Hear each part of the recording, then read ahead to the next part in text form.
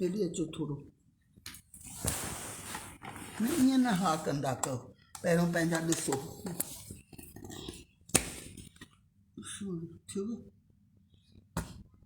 हा जय गुरु जी। मां थी पुछांसि अचे त थो हिते लिखजी लाइव। जय गुरु जी। ओम नमः शिवाय। शिव जी सदा सहाय। ओम नमः शिवाय।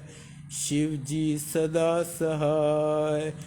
ओम आवाज आ रही है मेरी? क्लियर है? अच्छा, थैंक यू। शुरू करें? हाँ शुरू करो। ठीक है। जय गुरु जी। गुरु जी की संगत को मेरा कोटि कोटि प्रणाम। गुरु जी को भी मेरा कोटि कोटि प्रणाम। मैं सबसे पहले जेथरा बोल रहा हूँ। मैं सबसे पहले आपसे माफ़ी चाहूँगा कि मुझे फ़ोन में कुछ प्रॉब्लम हो रहा था। 8 बजे शुरू होना था पर हम बहुत लेट शुरू कर रहे हैं। प्लीज़ मुझे माफ़ कर दीजिए। और भी जो मेरे से गलती हुई हैं या हों वो प्लीज़ मुझे माफ़ कर दीजिएगा और मैं गुरु जी से भी माफ़ी मांगता हूँ। आज मैं आपके साथ, मेरा सौभाग्य है कि सोनिया कथूरिया के सौजन्य से मैं आपके साथ अपना सत्संग शेयर कर रहा हूँ। वैसे तो आप मेरे सत्संग कई बार सुन चुके हैं। आज मैं आपको अपनी बेटी के बारे में बताता हूँ। इंसिडेंटली पहले आपको मैं ये बता दूं, गुरुजी कहती हैं आपको पता ही नहीं मैं कितने जन्मों से आपके साथ हूं। ये नहीं कि इस जन्म में आज आप आज आए हैं गुरुजी के पास तो इसका मतलब आज से। गुरुजी कहती हैं आपको पता ही नहीं मैं कितने जन्मों से आपके साथ हूं। ना आपको पता है ना मुझे पता है, ये सिर्फ गुरुजी को पता है। अब मैं ये जो अभी आपको इंसिडेंट सुनाने वाला हूँ ये है जब हम इस जन्म में गुरुजी के पास हमने अभी जाना नहीं शुरू किया था। मेरी बेटी की बेटी, मेरी धोती 15 दिन की थी। उसको डबल निमोनिया हुआ। वो आईसीयू में एडमिट हुई। आपको पता है आईसीयू में किसी को जाने नहीं देते। डॉक्टर्स करते हैं, नर्सेस जो उनको करना होता है। गुरुजी ने मेरी आंटी के मन में डाला, मेरी आंटी भी डॉक्टर है, मेरी आंटी के मन में डाला कि तू जाके अपनी धोती को तो देख। वो गई, उसको देखने तो उसने देखा रे इसका तो हार्ट फेल होने वाला है, हो रहा है। वो सारे सिम्टम्स उसके हैं। इमीडिएटली ये चिल्लाई और डॉक्टर्स को बुलाया कि अरे आपने इसको छोड़ दिया है, इसका तो हार्ट फेल हो रहा है। डॉक्टर्स भागते हुए आए और कहा अरे हाँ इसका तो सचमुच हार्ट फेल हो रहा है। और उनको जो करना था उन्होंने किया और गुरुजी की कृपा से उसको न्यू लाइफ मिल गई। फिर वो जब 9th, 10th और 11th में थी, तीनों साल मिड सेशन में उसके पापा का प्लेस ऑफ पोस्टिंग चेंज हो गई। वो पहले दिल्ली में थे, फिर वो जद्दा चले गए सऊदी अरेबिया में, उसके बाद वो बेंगलोर चले गए, फिर वो दिल्ली चले आए। तीनों साल मिड सेशन में उसका स्कूल ट्रांसफ़र हुआ। उसकी पढ़ाई बहुत डिस्टर्ब हो गई। वो इंजीनियरिंग करना चाहती थी। उसने मैथ्स, फिजिक्स, केमिस्ट्री ले रखा था। जब 12वीं में आई तब उसने सोचा कि नहीं, कहती है नहीं मेरी पढ़ाई इतनी डिस्टर्ब हो गई है, मैं इतना कोप अप नहीं कर सकती, मैं फिजिक्स केमिस्ट्री छोड़ दूंगी, सोशल स्टडीज़ ले लूँगी। आपको पता है 12वीं में आपको कभी भी सब्जेक्ट नहीं चेंज करने देते, या आप 11वीं में कीजिए या 12वीं के बाद कीजिए।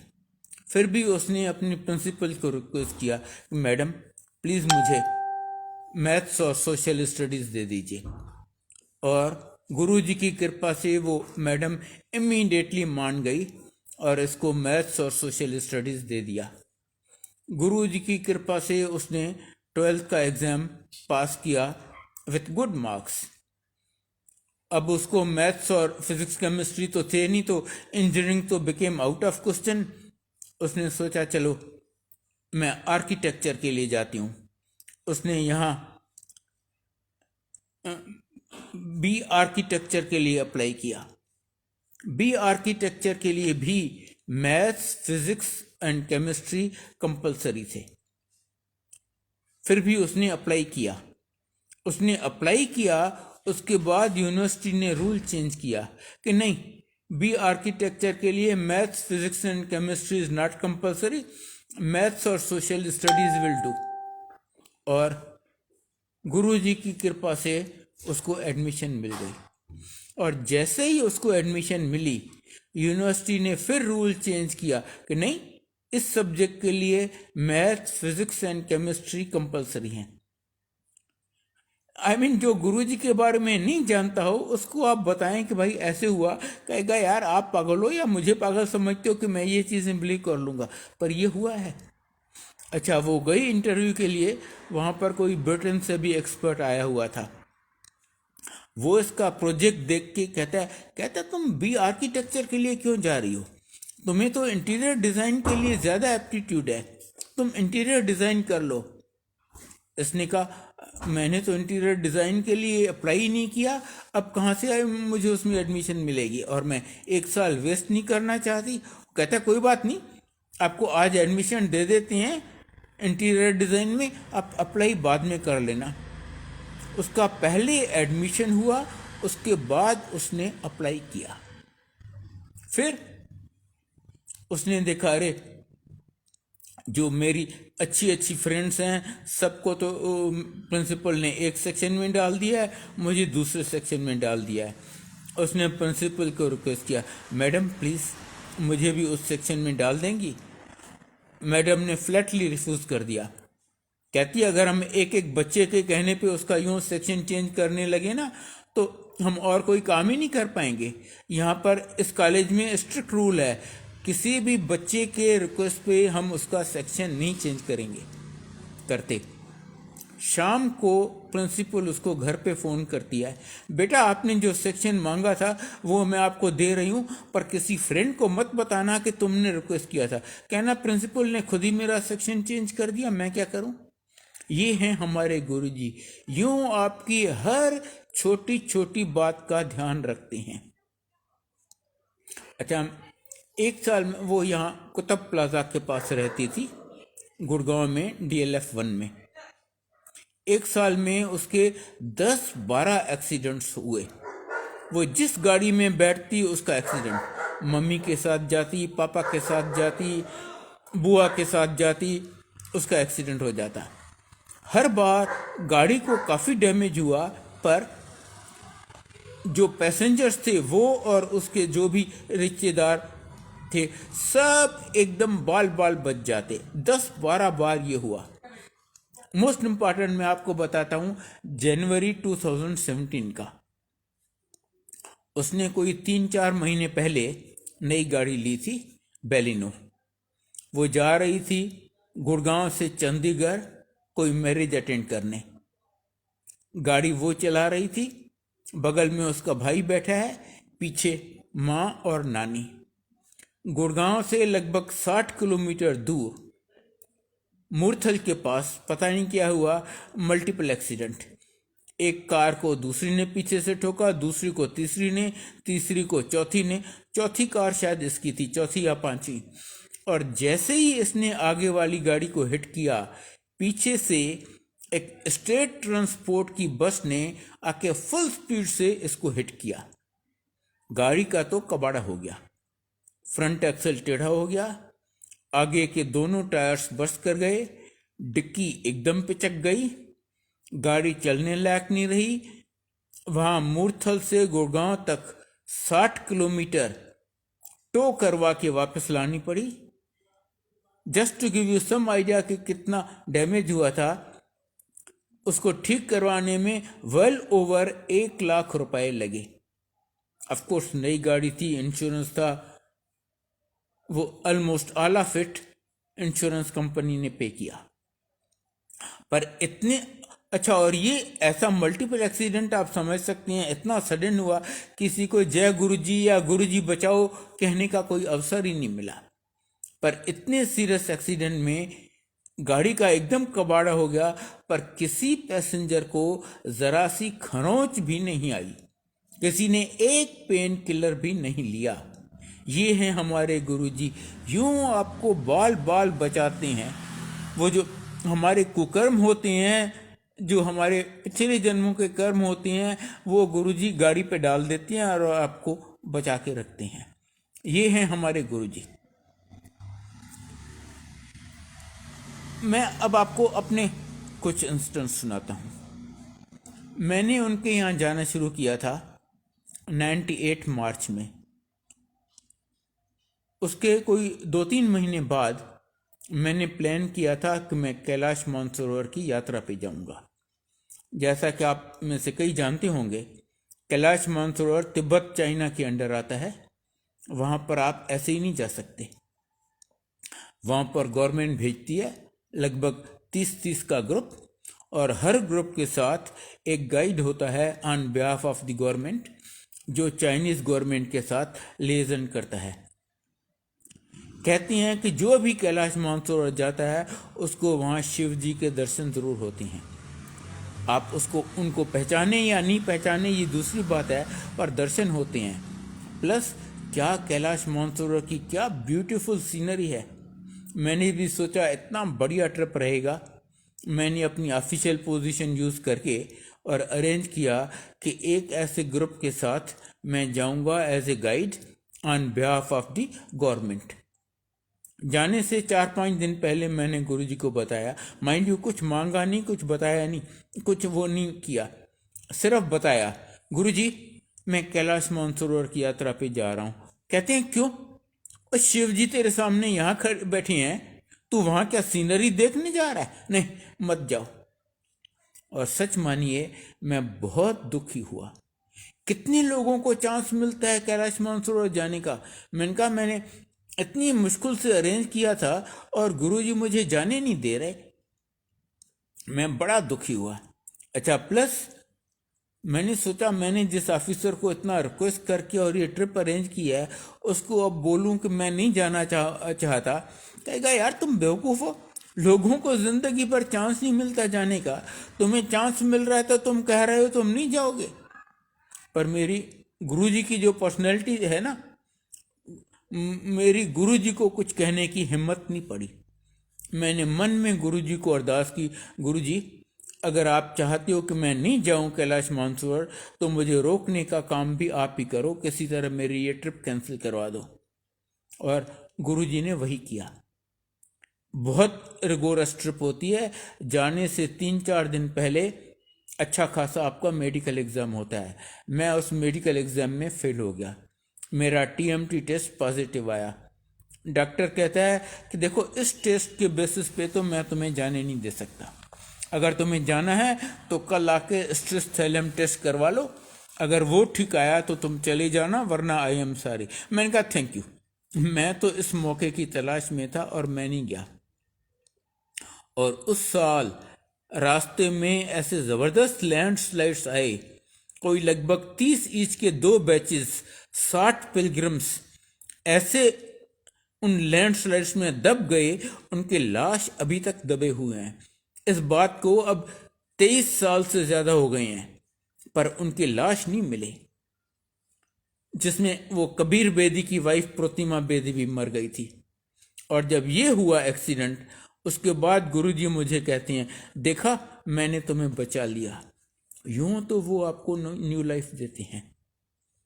अब मैं आपको मार्च 2004 का इंसिडेंट बताता हूँ अपना। मुझे हार्ट की प्रॉब्लम हो गई, मेरा सांस उखड़ जाता था। एक आध स्पेशलिस्ट को दिखाया, कहती हैं जी एंजियोग्राफी करवा लो, और लगता है कि बाईपास ऑपरेशन करवाना पड़ेगा या कम से कम स्टेंट डलवाने पड़ेंगे। मैंने बत्रा हॉस्पिटल में एंजियोग्राफी की अपॉइंटमेंट ले ली। उसके बाद गुरुजी को बताया, गुरुजी मैं बत्रा हॉस्पिटल में एंजियोग्राफी करवाने जा रहा हूँ। कहते नहीं नहीं नहीं, बत्रा में नहीं, तू एम्स में करवा। क्योंकि उनको पता था कि मेरी एंजियोग्राफी में क्या होगा, और कुछ प्लेसेस पे वो ज़्यादा ब्लेस कर सकते हैं, और एम्स ऐसी एक प्लेस है। एम्स में तो आपको पता होगा 6-6, 8-8 महीने आपको अपॉइंटमेंट ही नहीं मिलती। गुरुजी की कृपा से मुझे 2-3 दिन में अपॉइंटमेंट मिल गई। मेरी एंजियोग्राफी हुई। रिजल्ट आया, कहती हैं जी आपको एक साइलेंट हार्ट अटैक पहले हो चुका है। पहले साइलेंट मतलब कब हुआ, कैसे हुआ, आपको पता ही नहीं चला। आपकी हार्ट बहुत डैमेज्ड है और आपकी तीनों आर्टरीज ब्लॉक्ड है। फिलहाल तो वो मुझे ICCU में ले गए। जूनियर डॉक्टर्स, वो जो एंजियोग्राफी करती हैं, कहते हैं जी सीनियर डॉक्टर आएगा, वो फैसला करेगा कि आपके साथ क्या करना है। वहीं पर ICCU में लगभग 1-1:30 बजे मुझे सेकंड मैसिव हार्ट अटैक हुआ और मैं मर गया। डॉक्टर्स ने कहा खत्म है, इसकी हार्ट चल नहीं रही, पल्स है नहीं, इसमें कुछ है ही नहीं, खत्म। पर मेरे मालिक बैठे हैं ना मेरे सिर पे, मेरे गुरुजी, उनकी कृपा से डॉक्टर्स मुझे रिवाइव कर सके। मैं वहीं ICCU में पड़ा रहा। जूनियर डॉक्टर्स वो फायर फाइटिंग करते रहे। रात को 9 बजे जो senior doctor in charge of the shift था, वो जब अपने राउंड पे आया, वो तो मेरी हालत देख के दंग रह गया, अपने स्टाफ पे गर्म हो गया। कहता तुमने किया क्या है, इतने घंटे इसको ऐसे छोड़ दिया, आपने मुझे उस टाइम क्यों नहीं बुलाया? इसको तो कभी भी थर्ड हार्ट अटैक आएगा और खत्म, कोई कुछ नहीं कर पाएगा, मुझे उसी टाइम बुलाना चाहिए था। मैं तो कुछ सुनने समझने लायक हालत में ही नहीं था। मेरी आंटी को उसने बताया, कहता है देखो इसका इमीडिएट बाईपास करना, ऑपरेशन करना पड़ेगा। इमीडिएट मतलब अभी, मैं सवेरे तक वेट नहीं कर सकता, तब तक तो ये पता नहीं कहाँ जाएगा, चला जाएगा। और आजकल तो बाईपास ऑपरेशन मामूली बात हो गई है, रोज हर हॉस्पिटल में पता नहीं कितने होते रहते हैं।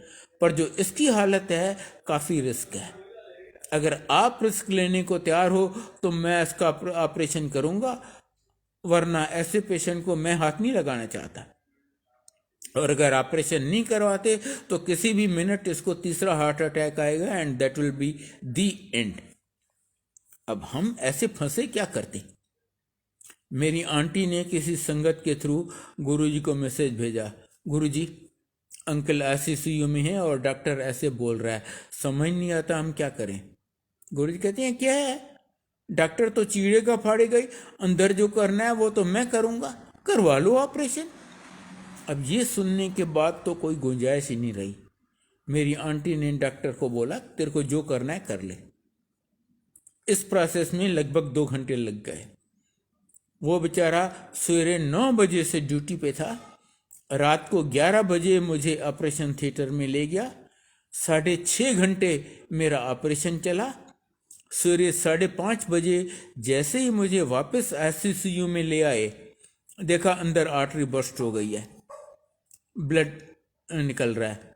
फिर ऑपरेशन थिएटर में ले गए, फिर खोले, फिर जो इनको करना था किया। नॉर्मली इस ऑपरेशन के बाद लोग 1-1.5 दिन ICCU में रहते हैं, 3-4 दिन हॉस्पिटल में रहते हैं। मैं 1 हफ्ता ICCU में था with every possible life support system, ventilator, pacemaker, oxygen और पता नहीं क्या क्या। 3 हफ्ते में हॉस्पिटल में रहा। उसके बाद भी बार बार कॉम्प्लिकेशंस हो जाती। 2 बार मैं फिर एडमिट हुआ एज इंडोर पेशेंट। मैं इतना कमज़ोर हो गया था, मेरे लंग्स इतने कमज़ोर हो गए थे, 3 महीने मैं एक अक्षर नहीं बोल सका। 3 महीने मेरे को करवट बदलने की इजाज़त नहीं थी, सीधा बैक पे लेटता था। पर ये 17 साल पुरानी बात है। आज मैं आपके सामने हूँ भला चंगा, सिर्फ गुरुजी की मेहर से। अच्छा, एक और आपको मैं वेरी इंपॉर्टेंट बात बता दूं। मुझे हर 3-4 महीने चेकअप के लिए जाना पड़ता है। अब उस डॉक्टर से थोड़ी दोस्ती भी हो गई है, उसको मैंने थोड़ा बहुत गुरुजी के बारे में भी बताया है, हालांकि वो कभी गुरुजी के पास नहीं आया। अभी कुछ टाइम पहले वो मुझे कहता है जो मैंने बाईपास ऑपरेशन किया था उसकी लाइफ तो होती है 7-8 साल, फिर वो आर्टरीज ब्लॉक्ड हो जाती हैं, फिर बाईपास ऑपरेशन करवाना पड़ता है। डॉक्टर मनमोहन सिंह ने भी दूसरी बार बाईपास ऑपरेशन करवाया था जब वो प्राइम मिनिस्टर थे।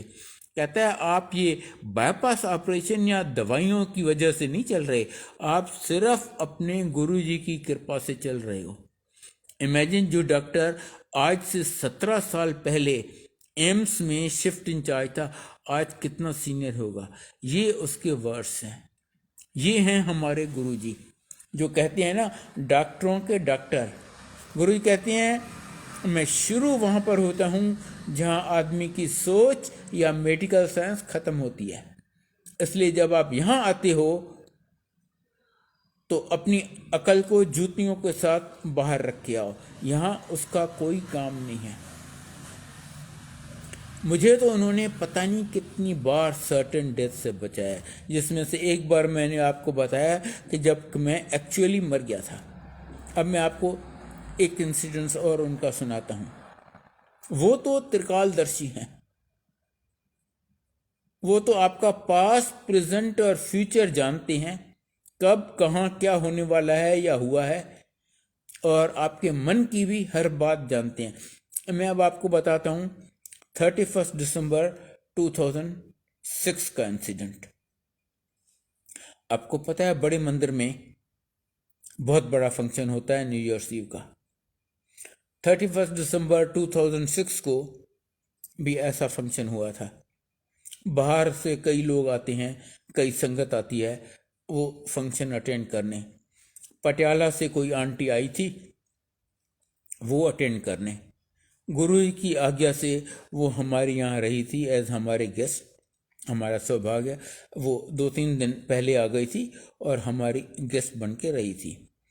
पटियाला से गुड़गांव तक तो वो अपनी गाड़ी में आई थी। फंक्शन के दिन वो कहती है 31 दिसंबर को, कहती है अंकल मुझे तो आपके यहाँ के रास्ते ही नहीं मालूम, मेरी गाड़ी आप चला के चलोगे? मैंने कहा ठीक है। मैं उस आंटी की गाड़ी में उसको और अपनी आंटी को लेके बड़े मंदिर गया। मेरा छोटा बेटा हमारे साथ रहता था, उन दिनों कुंवारा था। वो हमारी गाड़ी लेके अलग आया। फंक्शन ख़त्म हुआ रात का, में भी 1:30 बजा होगा, काफ़ी लेट तक चलता था वो फंक्शन। फंक्शन ख़त्म हुआ, उठे, गुरुजी से आज्ञा लेने लगे चलने के लिए। गुरुजी ने उन सबको तो आज्ञा दे दी, मुझे कहते हैं नहीं नहीं तू बैठ इधर। मुझे वहाँ अपने चरणों में बिठा दिया।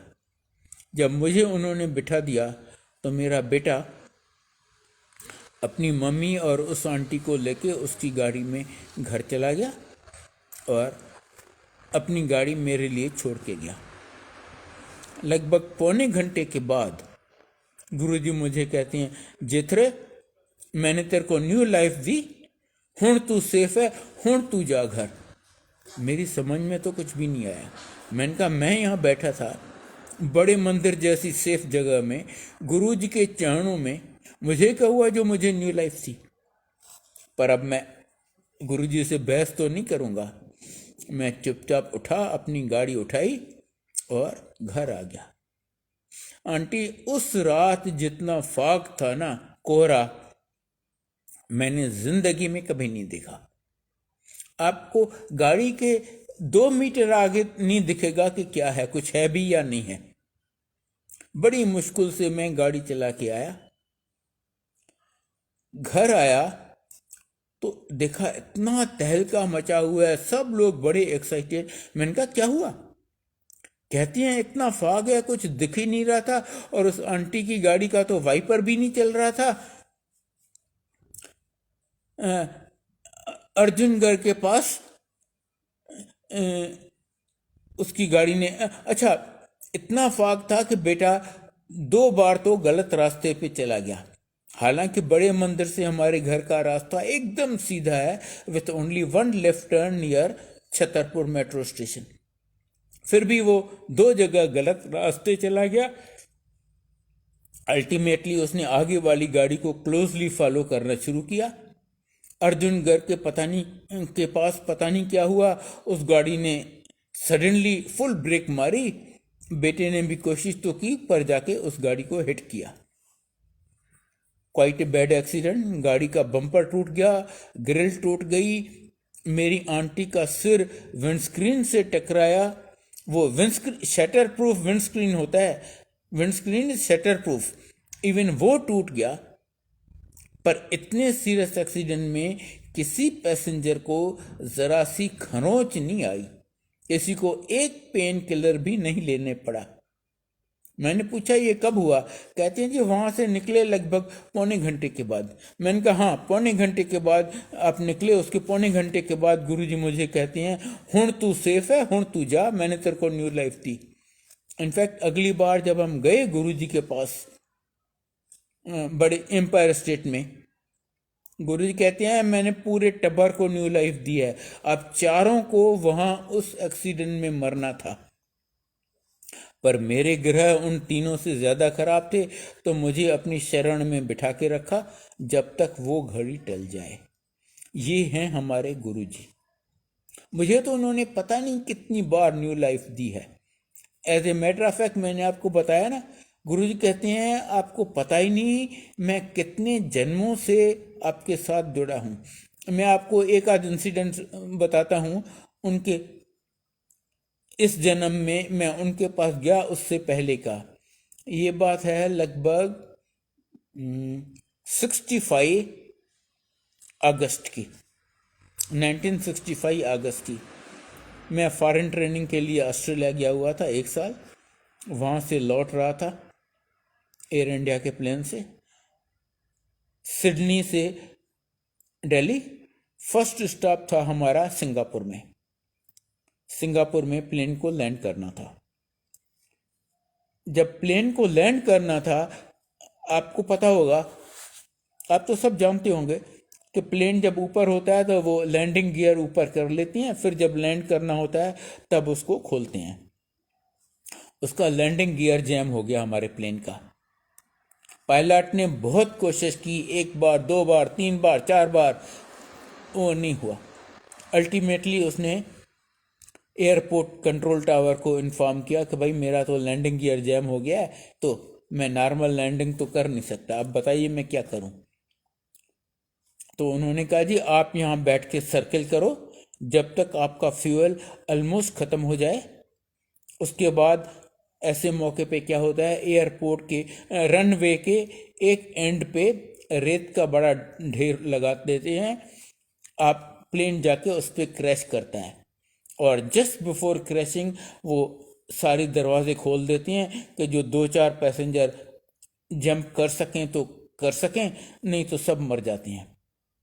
रनवे के एक साइड पे एम्बुलेंसेस, फायर ब्रिगेड्स, दूसरी साइड पे डॉक्टर्स और नर्सेस। तो हमारे प्लेन को बोला जी आप बैठ के सर्किल करो जब तक आपका फ्यूल खत्म हो। तब तक उन्होंने सारी इनकमिंग फ्लाइट्स को दूसरे नियर बाय एयरपोर्ट्स पे डाइवर्ट कर दिया, और जिन फ्लाइट्स को टेक ऑफ करना था उनको बोला जी आप साइड हो जाइए। जब हमारे प्लेन का फ्यूल ऑलमोस्ट ख़त्म होने लगा तो पायलट ने एयरपोर्ट कंट्रोल टावर को इन्फॉर्म किया, कहते हैं ठीक है अब आप लैंड करो यहाँ पर।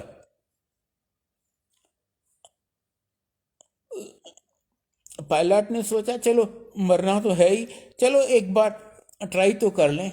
जैसे ही उसने लैंडिंग गियर को ऑपरेट करने की कोशिश की, बड़ी स्मूथली आराम से वो लैंडिंग गियर खुल गया जैसे कुछ हुआ ही नहीं हो, और उसने नॉर्मल लैंडिंग की।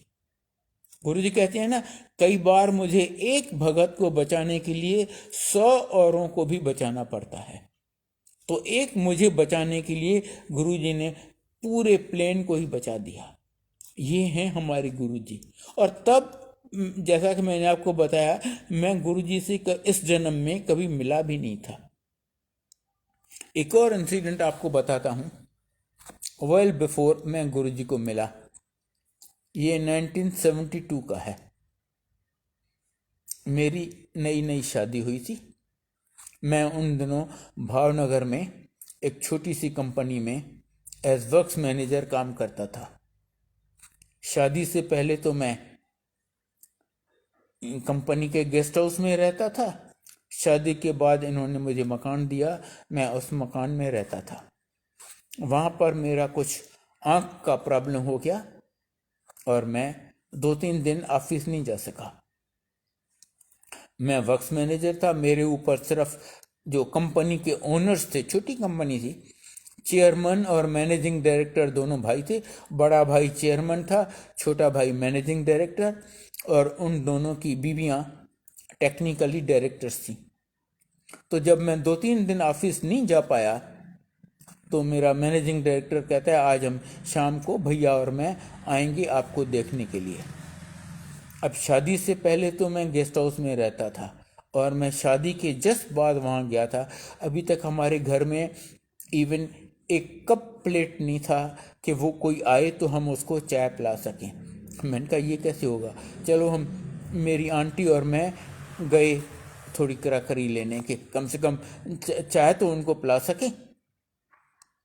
हम वहाँ शॉपिंग कर रहे थे तो मेरे मैनेजिंग डायरेक्टर और चेयरमैन की वाइफ्स भी वहाँ आई हुई थी। उन्होंने हमें देख लिया।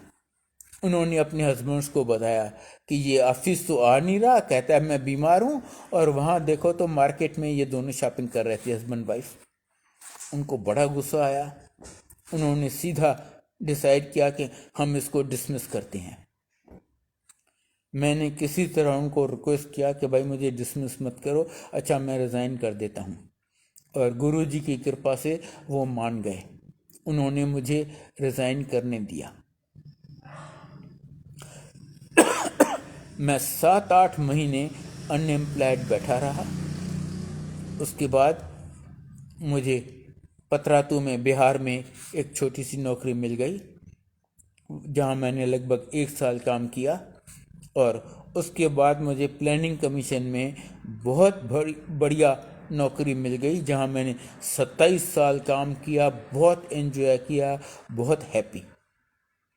वहाँ मैं प्लानिंग कमीशन में जब काम कर रहा था, जो आज नीति आयोग बन गया है, मैं वहाँ काम कर रहा था। तो एक दिन मेरी आंटी आई वहाँ मुझे मिलने। मैं मीटिंग में ज़रा बिजी था। मैंने उसको बोला तब तक तू ज़रा लाइब्रेरी में बैठ। वो लाइब्रेरी में बैठी और वहाँ पर वो मैगजीन देखने लगी। उसने ब्लिस खोली। फ्रंट पेज पे मेरा जो भावनगर में मैनेजिंग डायरेक्टर, चेयरमैन और उन दोनों की वाइफ्स, चारों का फोटो था। ये नेचुरली देखने लगी क्या है, चारों अरेस्ट हो गए थे। हुआ ये कि ये कंपनी एक्साइज ड्यूटी की चोरी करती थी। री रोलिंग बार्स बनाते थे, वो बेचते थे और उन पे एक्साइज ड्यूटी देते ही नहीं थे, गवर्नमेंट को चूना लगाते थे। वो पकड़े गए और उन चारों को जेल में डाल दिया गया। तब हमने रियलाइज किया कि अरे मैं कितना भाग्यशाली था। अगर मैं उस डेट को वहाँ रहता उस कंपनी में, तो चेयरमैन मैनेजिंग डायरेक्टर से पहले तो वर्क्स मैनेजर को ही अरेस्ट करते। पर गुरुजी आपको यूं हथेली पे उठा के रखती हैं, आपको यूं बचा के रखते हैं कदम कदम पे। कोई, मुझे और मेरे परिवार को तो उन्होंने इतना दिया है, इतना दिया है, मेरे पास शब्द नहीं है कि मैं डिस्क्राइब कर सकूं या इवन याद रख सकूं। इतना हर पल पे यूं बचाते हैं, यूं मेहर करते हैं, यूं देते रहते हैं, यूं ब्लेसिंग्स लुटाते रहते हैं। और उनके लिए कोई छोटा बड़ा नया पुराना नहीं है। ऐसे मेरे साथ बहुत इंसिडेंट्स हुए हैं। मैं एक आपको और इंसिडेंट सुनाता हूँ। आई थिंक ये शायद अगस्त 2008 का है। गुरुजी चोला छोड़ चुके थे, मंडे का दिन था। मैं बड़े मंदिर में थोड़ी सेवा कर रहा था। मुझे एक पेडिस्टल फैन शिफ्ट करना था just outside the main hall. वो पेडिस्टल फैन बहुत हेवी था और उस दिन बहुत बारिश हुई थी। एंड ऑफ अगस्त में तो आपको पता है दिल्ली में कितनी बारिश होती है। जैसे ही मैंने उस फैन को, पेडिस्टल फैन बहुत हेवी था, जैसे ही मैंने उसको अच्छी तरह दोनों हाथों से पकड़ा और अपनी तरफ खींचा, मेरे दोनों पैर आगे स्लिप कर गए और मैं पीठ और सर के बल जाके गिरा। फैन बहुत हेवी था, मैंने अच्छी तरह पकड़ा हुआ था, फैन मेरे ऊपर, मैं तो वहीं दब गया। यहाँ से 3-4 अंकल अगल बगल से भागते हुए आए, आके पहले फैन उठाया, फिर मुझे उठाया। कोई मेरे सिर की मालिश कर रहा है, कोई मेरे पीठ की मालिश कर रहा है। अंकल आपको तो बहुत चोट लगी होगी। मैंने कहा नहीं, मुझे तो कुछ भी नहीं हुआ, जबकि मुझे सीवियर ऑस्टियोपोरोसिस है।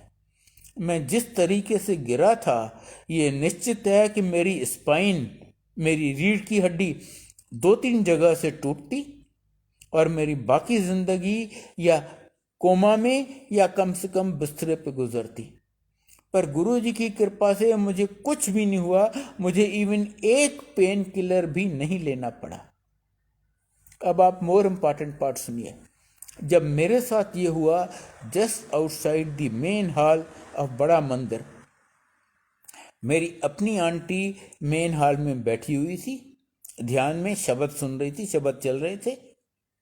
वो ध्यान में देखती है कि गुरुजी मेन ड्राइववे में पैदल चले आ रहे हैं और एग्जैक्टली जैसे मैं गिरा हूं, गुरुजी गिर जाते हैं पीठ और सर के बल। तो वो गुरुजी को कहती है, गुरुजी आज तो हम लोगों को बचाती हैं, आज आप कैसे गिर गए? गुरुजी कहते हैं, नहीं नहीं, मैं गिरा नहीं हूं, आज बारिश है ना, आज मेरी संगत के बहुत लोग यहां गिरेंगे, मैंने उन सब का कष्ट अपने ऊपर ले लिया है। Can you beat it? एक माँ भी अपने बच्चे का यूं कष्ट अपने ऊपर नहीं लेगी, कहेगी अरे पहले मैं अपने आप को तो सेफ कर लूं। पर गुरुजी आपको यूं हथेली पे उठा के रखते हैं। एक और इंसिडेंट आपको सुनाता हूं मैं, सितंबर 2017 का। फ्राइडे का दिन था, मेरी शाम को लंगर सेवा होती थी, मैं लंगर सेवा कर रहा था। वो जो लंगर के लिए थालियां जा रही थी, उसमें मैं हलवा प्रसाद डालता था। वो करते करते मुझे ब्रेन स्ट्रोक हुआ। मेरी आंटी भी डॉक्टर है। सडनली मैंने रियलाइज़ किया कि मेरी लेफ्ट लेग में एकदम पावर नहीं है, मैं खड़ा नहीं रह सकता, मैं गिर जाऊंगा। लेफ्ट आर्म मैं लिफ्ट नहीं कर सकता और मेरी स्पीच गई, मैं कुछ बोल नहीं सकता। क्लियर साइंस के ब्रेन स्ट्रोक हुआ है। मैंने किसी तरह मेरे आसपास जो सेवादार थे उनको बताया कि को सिग्नल किया कि भाई मुझे मेरी आंटी के पास ले चलो, जो कोई 3-4 मीटर के डिस्टेंस पे वो भी अपनी सेवा कर रही थी। वो मुझे अच्छी तरह दोनों हाथ से पकड़ के ऑलमोस्ट उठा के वहाँ तक ले गए। अब गुरु जी की कृपा देखिए, उनकी प्लानिंग देखिए, हर छोटी छोटी हर बड़ी बात में। मैं गाड़ी नहीं चलाता, मेरी आंटी गाड़ी नहीं चलाती। अगर ये इंसिडेंट कहीं और होता तो मैं तो फंस गया होता। जब तक एम्बुलेंस आती पता नहीं कितनी देर हो जाती। और ब्रेन स्ट्रोक में एवरी मिनट काउंट्स। जितना जल्दी आपको मेडिकल अटेंशन मिल जाए आप सेफ होंगे। अच्छा, वो मुझे मेरी आंटी के पास ले गए। फिर पीछे से कोई एम्स का रिटायर्ड डॉक्टर आ रहा था, सीनियर डॉक्टर। जिस तरीके से ये मुझे ले जा रहे थे ना, वो तो समझ गया कि इसको क्या हुआ है। और गुरुजी की कृपा से उसके पास सार्बिट्रेट और एस्पिरिन दोनों थे। अंकल ये तो खा लो। मुझे फर्स्ट एड तो वहीं का वहीं मिल गया। उसके बाद मेरी आंटी ने सेवादारों को बोला कि ज़रा एम्बुलेंस तो मंगा दो तो हम इसे हॉस्पिटल ले जाएं। सेवादार कहते हैं आंटी क्या बातें कर रही हो, एम्बुलेंस आने में तो कितनी देर लग जाएगी, हम हैं ना। 2 सेवादार फटाफट अपनी गाड़ी लेके आए।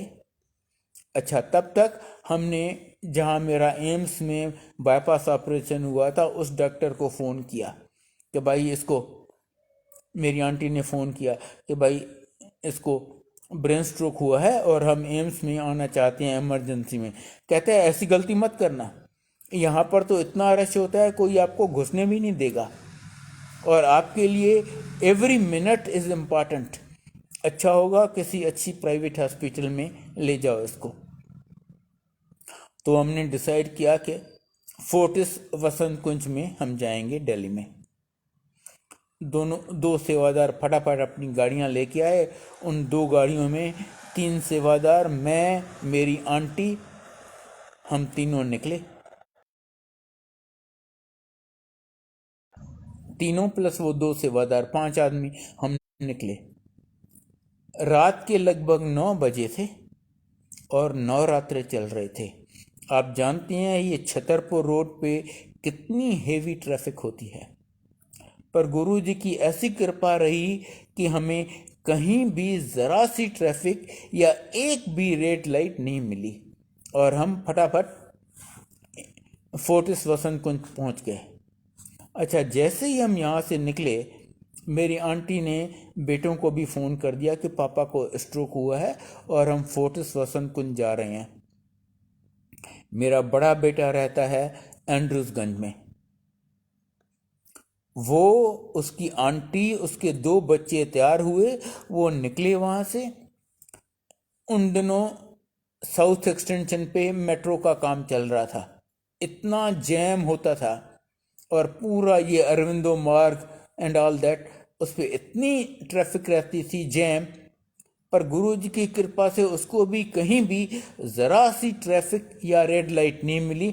इनफैक्ट वो हमसे पहले पहुंच गया फोर्टिस वसंत कुंज।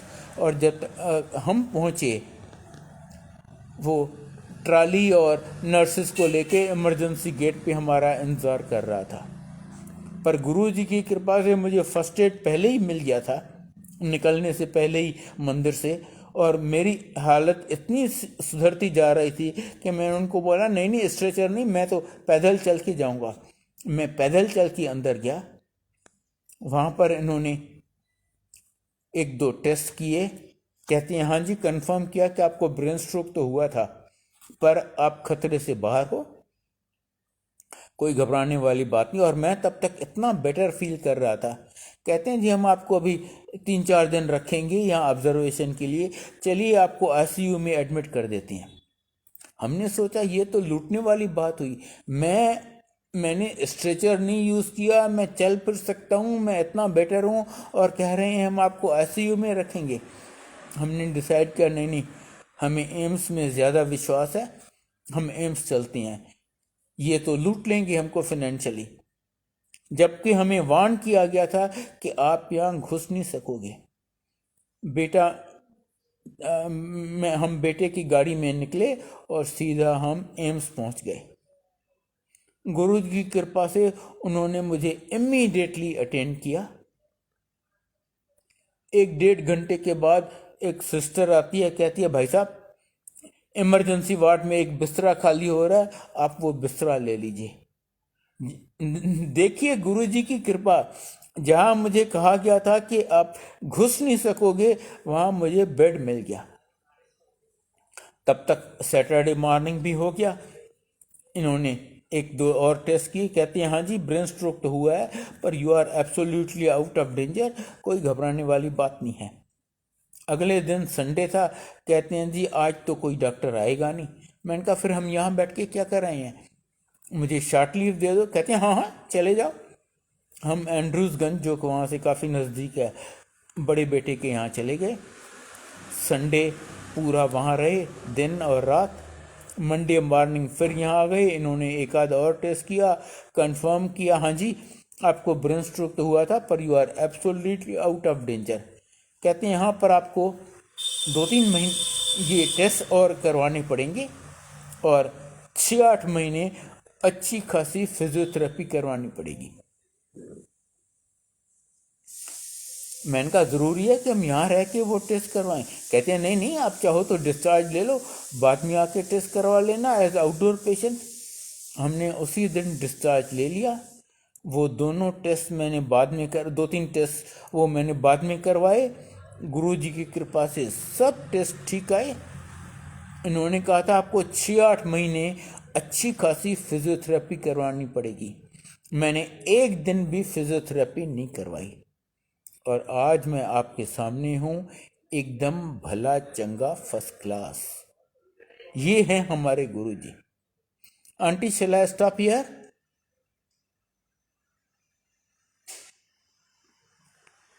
अच्छा, मैं एक और सत्संग सुनाता हूँ आपको। इसके मैं मंडे नाइट को वहाँ से डिस्चार्ज हुआ एम्स से। उस फ्राइडे मॉर्निंग को हमारी प्लान थी कि हम छोटे बेटे के साथ ऋषिकेश और हरिद्वार घूमने जाएंगे। मैंने कहा 3 दिन पहले कुल मैं ये सब हुआ है और हम घूमने जाएं ये अच्छा नहीं लगता। हमने बेटे को बोला बेटा आप चले जाओ, हम इस बार नहीं जाएंगे ऋषिकेश हरिद्वार आपके साथ। हमने सोचा वो बेटा और उसकी आंटी तो समझ जाएंगे, पर उसको छोटी बेटी है, उसको बहुत खराब लगेगा कि दादू की वजह से हमारा भी ट्रिप खराब हो गया। इसीलिए हमने उसको बोला बेटा आप चले जाओ, हम नहीं चलेंगे। बेटा कहता है नहीं पापा, अगर आप नहीं जाओगे ना तो हम भी नहीं जाएंगे। ठीक है, बाद में हम सब साथ जाएंगे। हम कहा नहीं अच्छा चलो हम भी चलते हैं। हम सब गए। सैटरडे मॉर्निंग को हम यहाँ से फ्राइडे मॉर्निंग को हम वहाँ से गए ऋषिकेश। सारा दिन ऋषिकेश घूमे, सैटरडे को हरिद्वार घूमे, संडे मॉर्निंग को हम ऋषिकेश पे त्रिवेणी घाट पे गए गंगा जी में नहाने के लिए। बेटे को किसी ने बोल रखा था कि यार ऋषिकेश जा रहे हो, मेरे लिए थोड़ा गंगा जल तो ले आना। उसने एक हाथ में एक कैन उठाया और सोचा कि जितना किनारे से दूर जल लूंगा ना उतना साफ जल मिलेगा। एक बहुत बड़ी चट्टान को पकड़ के अच्छी तरह एक स्टेप रखा, दूसरा रखा, तीसरा रखा। जब चौथा या पांचवा स्टेप रखा वहां पर रिवर बेड सडनली डाउन था। ये लुढ़क गया। एक गोता खाया, दूसरा खाया, तीसरा खाया। इधर उसका माँ, बाप, बीवी, बेटी चारों चिल्ला रहे हैं अरे वो डूब रहा है, किसी को स्विमिंग आती है, बचाओ बचाओ वो डूब रहा है। कोई आगे नहीं आया। और विश्वास कीजिए हम में से हम इतने डेस्परेट हो गए, किसी को गुरुजी याद नहीं आए और हमें 1% भी उम्मीद नहीं थी कि आज किसी तरह भी ये बच सकता है। सडनली देखा वो बड़े आराम से बाहर निकल के आ रहा है। हमने पूछा अरे तू बाहर कैसे आ गया? कहता है एक गोता खाया, दूसरा खाया, तीसरा खाया। जब मेरा सांस घुटने लगा तो मैंने कहा गुरुजी बचाओ। और पता नहीं कैसे मेरे पैर के नीचे सडनली जमीन आ गई और वो ऐसे बाहर आ गया जैसे कुछ हुआ ही नहीं हो। बाद में हमने देखा कि वहां पर बाहर एक छोटा सा बोर्ड लगा हुआ है कि यहाँ पर रिवर बेड सडनली डाउन होता है, संभल के जाइएगा। और 2 दिन पहले 3 लड़के वहां पर डूब चुके थे। ये हैं हमारे गुरुजी। ऐसे गुरु को हम दे क्या सकते हैं? सिर्फ प्यार, विश्वास और श्रद्धा। वो तो जानी जान है, हमारे मन की हर बात जानते हैं, हमारे पास प्रेजेंट और फ्यूचर जन्मों का सब जानते हैं। उनको कुछ बताने की, कुछ मांगने की जरूरत नहीं है। इसीलिए गुरुजी बार बार कहती हैं मंगो नहीं मनो। और ये वो द्वार है जहां पर आपको सब मिलता है। New life, health, wealth, happiness. नौकरी चाहिए, मकान चाहिए, पासपोर्ट चाहिए, बेटी की शादी करवानी है, मिलता सब है। सिर्फ टाइमिंग और प्रायोरिटी गुरुजी की चलती है।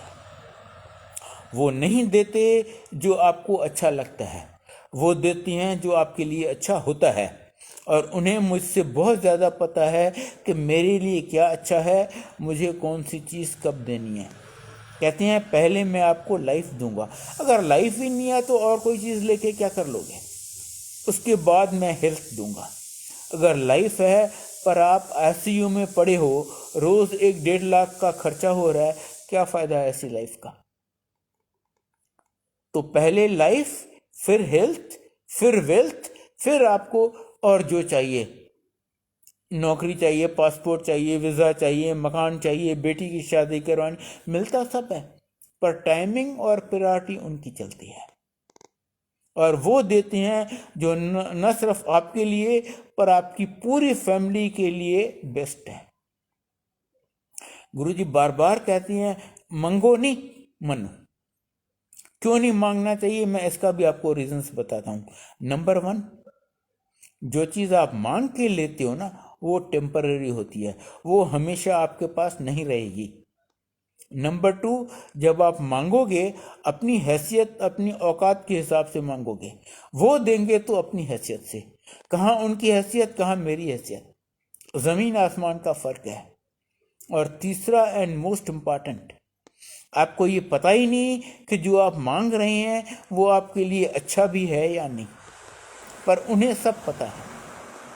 वो वही देंगे जो न सिर्फ आपके लिए पर आपकी पूरी फैमिली के लिए अच्छा है। मैं इसका भी एक छोटा सा सत्संग आपको सुनाता हूँ। ये 2000 की बात है। मेरा सबसे छोटा भाई, वो 50 साल का भी नहीं था, उसको निमोनिया हुआ था। निमोनिया तो बहुत छोटी बीमारी है। मैंने गुरुजी को बताया, गुरुजी मेरे छोटे भाई को निमोनिया हुआ है। माइंड यू, सिर्फ बताया, ये नहीं कहा कि उसको ठीक कर दे दिया कुछ। इमीडिएटली कहते हैं उन्हें जान दे, उन्हें जान दे। मैं तो हक्का बक्का रह गया, उनकी तरफ देखता रह गया मुंह खुला। मैंने कहा मेरे बेटे को ऐसा कैंसर हुआ था, हमें दुनिया की हर जगह से जवाब मिल गया कि इस कैंसर का मेडिकल साइंस में कोई जवाब नहीं है, आप बेटे को भूल जाइए। उसको गुरुजी ने सिर्फ कल्याण कीता कह के ठीक कर दिया, और इसको एक छोटा सा निमोनिया हुआ है तो कह रहे हैं उन्हें जान दे। तो गुरुजी ने मुझे समझाया, कहते हैं अगर मैंने उसको बचा लिया तो वो अपनी फैमिली को फाइनेंशियली रुइन कर देगा। अब ये बात उस डेट में मेरी समझ से बाहर थी। वो इंजीनियर था, गांधीधाम में एक छोटी सी कंपनी में काम करता था। उसकी वाइफ नॉट वर्किंग हाउसवाइफ थी। बेटा इंजीनियरिंग कॉलेज में, बेटी 11वीं या 12वीं में थी। उसने वहाँ पर अच्छा खासा मकान बनाया था लोन लेके, वो लोन रीपे करना था। मैंने सोचा ये तो अगर मर गया तो इसकी फैमिली को तो भीख मांगनी पड़ेगी, पर गुरुजी उल्टा कह रहे हैं अगर मैंने उसे बचा लिया तो वो अपनी फैमिली को फाइनेंशियली रुइन कर देगा। और 2-3 दिन में वो मर गया। वो 50 का भी नहीं था। आज उसका बेटा इंजीनियर है, शादी कर दी, married, well settled in Australia, Melbourne में। उसकी बेटी ने पढ़ाई ख़त्म कर ली, married, well settled in Australia, और माँ बेटी के साथ ऑस्ट्रेलिया में है। और जहाँ तक मुझे पता है उनको किसी के आगे हाथ नहीं फैलाना पड़ा। ये हैं हमारे गुरुजी।